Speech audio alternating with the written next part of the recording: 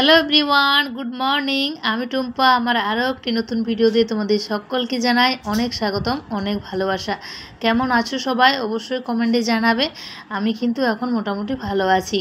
যেহেতু জ্বর হয়েছিল, সমস্ত জামা কাপড় ছিল, তার সাথে রয়েছে বেডশিট আর পিলো কভার, তো সেগুলো আজকে কেচে ধুয়ে নেব। তো অনেক জামা কাপড় ছিল, তো বাসি কাজকর্ম কিন্তু হয়ে গেছে। ঘড়িতে প্রায় এখনও 6টা মতো বাজে, দেখতেই পাচ্ছ ভালো করে কিন্তু সূর্য এখন উদয় হয়নি। 5টার সময় যদি আমি ঘুম থেকে উঠি, 6টার মধ্যে বাসি কাজকর্ম সব কিছু আমার হয়ে যায়। আর 7টা সাড়ে 7টার মধ্যে স্নান, জল ভরা, 8টা পর্যন্ত সব কিছু কমপ্লিট হয়ে যায়। তো যাই হোক, অনেকগুলো জামা কাপড় ছিল। আর আজকে কিন্তু কলে জল দেয়নি, জানো তো। প্রায় 10:30টা বেজে গেছিলো কল খুলতে খুলতে। আমাকে ওই রুমাদের কুয়ার থেকে জল তুলে নিয়ে এসে আর এতগুলো জামা কাপড় ধুতে হয়েছিল। প্রায় হিমশিম খেয়ে যাচ্ছিলাম। একে তো এতগুলো কাপড়, তার মধ্যে হচ্ছে শরীর ভালো নেই। আর দেখতেই পাচ্ছ এক ঝাঁক কাপড় রয়েছে, ওই বড়ো বালতিতে এক বালতি, আর জল একদম শেষ। তো কুয়োর থেকে জল নিয়ে এসে স্নান করে কাপড় ধুয়ে মেলে এখন দেখা হচ্ছে তোমাদের সঙ্গে প্রায় 10টার সময়। মেয়ের স্কুল রয়েছে, তাহলে টিফিন বানাতেই হবে। ওদের যদি স্কুল না থাকে তাহলে কিন্তু টিফিনটা না বানালেও হয়ে যায়, মানে দোকানের খাবার যেমন চপ ঘুগনি পাওয়া যায়, নিয়ে এসে কোনো একটা দিন পার করা যায়। আর যদি স্কুল থাকে তাহলে তো টিফিন বানাতেই হবে। তো বলছে যে মা, যতদিন স্কুল তুমি একদিনও পাস্তা বানাওনি, আজকে কিন্তু পাস্তা বানিয়ে দাও। তো সেই ইচ্ছে অনুযায়ী আজকে পাস্তা হচ্ছে। আর আমারও যেহেতু মুখটা ভালো লাগছে না কিছু খেতে, তো ভাবলাম আমি অল্প পরিমাণ পাস্তা বানাই, ওরও হয়ে যাবে আর আমারও হয়ে যাবে। ও কিন্তু টিফিনে নিয়ে যাবে। আর আজকে ভাতটাও হয়নি, তার কারণ সকালবেলায় বলতে ওই 9:30টার দিকে বাবু আরও দই চিড়ে খেয়েছিল। আমার ছেলে মেয়ে দুজনেই কিন্তু দই দুধ খেতে ভীষণ ভালোবাসে। ওসব দিলে ওরা আর কিচ্ছু চায় না। তো বলছে মা, ভাত বানাতে হবে না, তুমি টিফিনটা শুধু বানিয়ে দিলেই হয়ে যাবে, আর আমি স্কুলে চলে যাব, তারপর তুমি রান্না করো। তো এদিকে দেখো, কড়াইয়ের মধ্যে দিয়ে দিয়েছি আদা গ্রেড, রসুন গ্রেড, আর হচ্ছে কুচনো পেঁয়াজ, কুচনো কাঁচা লঙ্কা। এই যে আদা রসুন গ্রেডের যে স্মেলটা দারুণ হয়, জানো তো। আমি এরকমভাবেই পাস্তা বানাই। আর বাড়িতে সবজি থাকলে ভালো হয়, যেহেতু পাস্তাটা হচ্ছে একটু টাইট জিনিস, তাহলে পাস্তাটা ভালো নরম হয়। তবে সবজি কিছু ছিল না বলে একটা বড় আলু কেটে দিয়ে দিয়েছি। উপর থেকে বোঝা যাচ্ছে না, মনে হচ্ছে তেলটা অনেক কম হয়েছে। তো দেখো, আলুটা কিন্তু ভাজা হয়ে গেছে। এখন আমি তুলে রেখে দেবো আর তারপর পাস্তাটা ভেজে নেব। পাস্তা খেতে তোমরা কারা কারা ভালোবাসো অবশ্যই কিন্তু কমেন্ট করে জানাবে।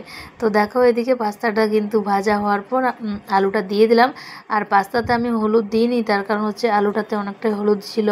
তো আলুর গায়ে লেগে থাকা হলুদ দিয়ে পাস্তাটাও কিন্তু হলুদ হয়ে গেছে, দেখতেই পাচ্ছ। আর হলুদটা বেশি দিলে টিফিনের ভিতরে থাকবে, তো যদি স্মেল হয় সেই জন্য। তো যাই হোক, এখন ও রেডি হয়ে গেছে, তাড়াহুড়োর মধ্যে ওকে যেতে হবে। তো ওর টিফিনটা রেডি করে দিয়েছি, দেখতেই পাচ্ছ। ওপর থেকে দিয়ে দিলাম 1 প্যাকেট সস। ওদের স্কুলে জানো তো অনেক ডিসিপ্লিন, যদি 1 মিনিট পর যায় তাহলে কিন্তু ঢুকতে দেয় না, আবার রিটার্ন বাড়ি আসতে হবে। সেই জন্য বলছে যে মা, আমাকে তাড়াতাড়ি করে দিয়ে দাও। তো মেয়েটা চলে গেছে স্কুলে, আর বাবু দই চিড়ে খেয়ে নিয়েছে। ওর তো এখন এসব কিছু চলবে না, তবুও অল্প পরিমাণ দিয়েছিলাম, মানে বাচ্চা মানুষ তো, বাড়িতে বানালে অল্প পরিমাণ দিতেই হয়। তো যাই হোক, এদিকে ভাত আর ডাল বসিয়ে দিয়েছি। আজকে বানাবো মসুরের ডাল। ডালটা ধুয়ে এখন কড়াইয়ের মধ্যে দিয়ে দেবো। তার আগে চালটা ফেলে দেবো ভাতের হাঁড়িতে, তার কারণ জলটা গরম হয়ে গেছে। আমি কিন্তু কড়াইতে ডাল বানাই, তার কারণ কুকারের ডাল হাজব্যান্ড খেতে চায় না, সেই জন্য। তো ভাতের জলটা যাতে ফুটে না যায়, সেই জন্য দেখো আমি জলটা ফেলে দিচ্ছি। এই পর্যন্ত যে সমস্ত বন্ধুরা আমার ভিডিওটা দেখছো, তোমাদের সকলকে জানাই অসংখ্য ধন্যবাদ।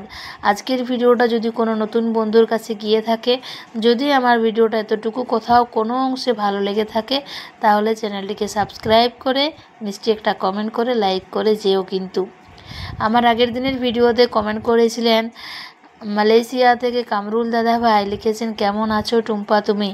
তো দাদাভাই, আমি অনেক অনেক ভালো আছি। এখন আপনি কেমন আছেন অবশ্যই কমেন্টে জানাবেন। আর আমাদের মতো গৃহবধূদের ভালো না থাকলে হয় বলুন। আর এই যে নিয়ে এসেছিল জ্যান্ত মাছ, এই মাছটা আমাদের পুরুলিয়াতে বলা হয় চ্যাং মাছ। তোমরা কি মাছ বলো, এই মাছটাকে অবশ্যই কমেন্ট করে জানাবে। তবে এই মাছের মাথায় না প্রচুর বালি কাঁকড় থাকে, সেই জন্য মাথাগুলো কেটে কেটে বাদ দিয়ে দেবো। তার কারণ বাচ্চা মানুষ মানে বাবু খাবে, সবাই খাবো, তো পাথরগুলো না খাওয়াই ভালো। অনেকে বলে যে এই মাছের মাথা ছেলেদেরকে খেতে নেই, তো আমি ভাবলাম শুধু ছেলেরা কেন খাবে না, আমাদেরও জন্য বাদ দিয়ে দিচ্ছি। আর এদিকে এসেছিল আমাদের চালে এক ঝাঁক পায়রা, তো এই পায়রাগুলো প্রত্যেক দিন আসে দুপুরবেলায় আর চাল গম খেয়ে যায়।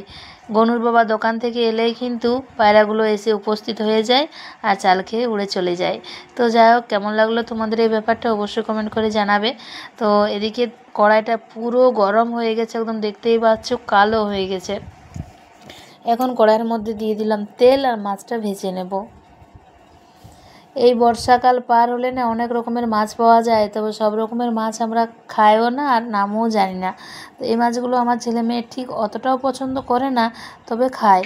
তো অনেক দিন আগেই হাজব্যান্ড বলছিল যে চ্যাং মাছ নিয়ে আসবো আর কচু দিয়ে রান্না করবে, তো আমি বলছিলাম হ্যাঁ নিয়ে আসবে, তো সময় মতো তো আর পাওয়া যায় না। তো আজকে পেয়েছে, নিয়ে এসেছে। ওইদিকে আমি কচুগুলো সেদ্ধ করে রেখেছি, এই মাছটা দিয়ে রান্না করব।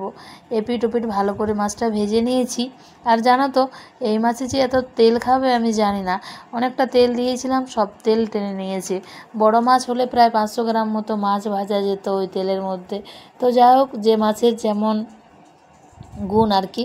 তো এদিকে মাছগুলো সম্পূর্ণ ভাজা হয়ে গেছে, কড়াইয়ের মধ্যে আরও কিছুটা পরিমাণ তেল দিয়ে এখন মাছের মশলাটা ভেজে নেব। আমার আগের দিনের ভিডিওতে কাজল কমেন্ট করেছো, কাজল অঙ্কিতা ব্লগস থেকে লিখেছো দিদিভাই ভীষণ ভালো লাগলো ভিডিওটা, তো তোমাকেও জানাই অনেক অনেক ভালোবাসা। আর এদিকে দেখো মাছের জন্য নিয়ে নিয়েছি সর্ষে বাটা, মশলা বাটা, টমেটো, তারপর পেঁয়াজ কুচি, আর ওই যে মাছে না দিলে যে পাতাটা পুরো অসম্পূর্ণ সেই পাতাটাই। তো যাই হোক, ওটাকে আমি সবজি পাতা বলি, স্মেল পাতাও বলি, আমার মনে যখন যেটা হয়। তো এদিকে মশলাটা কষানো হয়ে গেছে পুরোপুরি, এখন আমি কচু সেদ্ধগুলো দিয়ে দেব। কচু তো আর ভাজা যায় না, মানে সেদ্ধ না করলে সেদ্ধ হবে না, অনেকক্ষণ সেদ্ধ করতে হয়।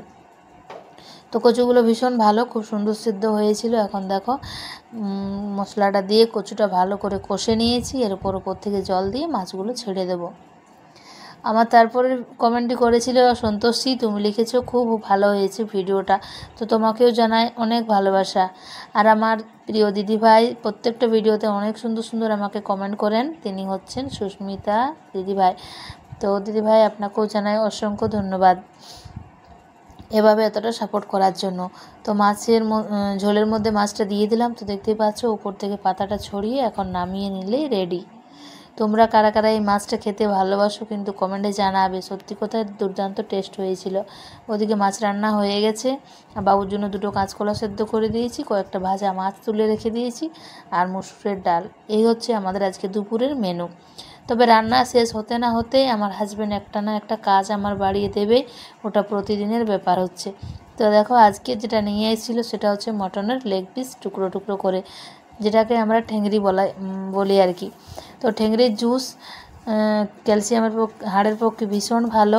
ক্যালসিয়ামের যদি কারো অভাব থাকে তাহলে এরকমভাবে যদি ঠেংরি রান্না করে খাওয়া হয় তাহলে বেশি না 15 দিন খেতে না খেতেই একদম ঠিক হয়ে যায়। আর অপারেশনের মানুষের তো কোনো কথাই হবে না, কোনো ভিটামিন খেতে হবে না যদি এটা খাওয়া হয়। তবে আমি খুব বেশি বানাই না, সপ্তাহে 2 দিন বানানোর চেষ্টা করি। তো কোনো দিনও তোমাদের সঙ্গে শেয়ার করিনি, তো ভাবলাম আজকে একটু শেয়ার করে ফেলি, যদি আমার কোনো বন্ধুর ভালো লেগে থাকে তাহলে। আমরা যেহেতু মাংসাশী প্রাণী, মাছ মাংস না খেয়ে থাকতে পারি না বা প্রায় দিন খাই, সেই জন্যই ভিডিওতে শেয়ার করি। যেসব বন্ধুরা আমার এইসব জিনিস খাও না তোমাদের কাছ থেকে ক্ষমা চেয়ে নিচ্ছি।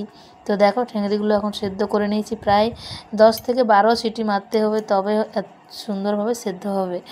মানে আরও 2-1 সিটি দিলে আরও ভালো হতো, তো আমাদের তো দাঁত আছে সেই জন্য বেশি সেদ্ধ করার প্রয়োজন হয় না।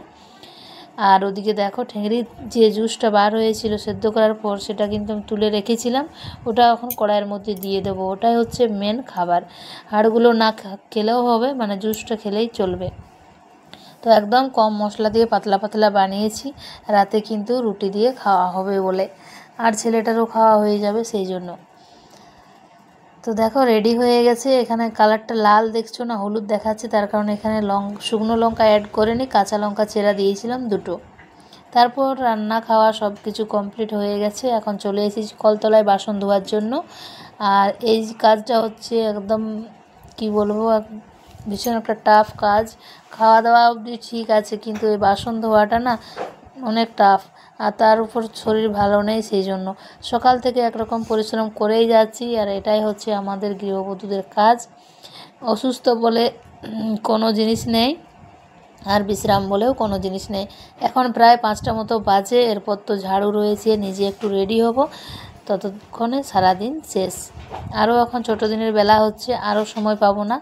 তো যাই হোক, আমার এই ছোট্ট রান্নাঘরটাকে আমি এখন ভালো করে পরিষ্কার করে নিলাম, আর সাথে তোমাদের কাছ থেকে বিদায়ও নিলাম।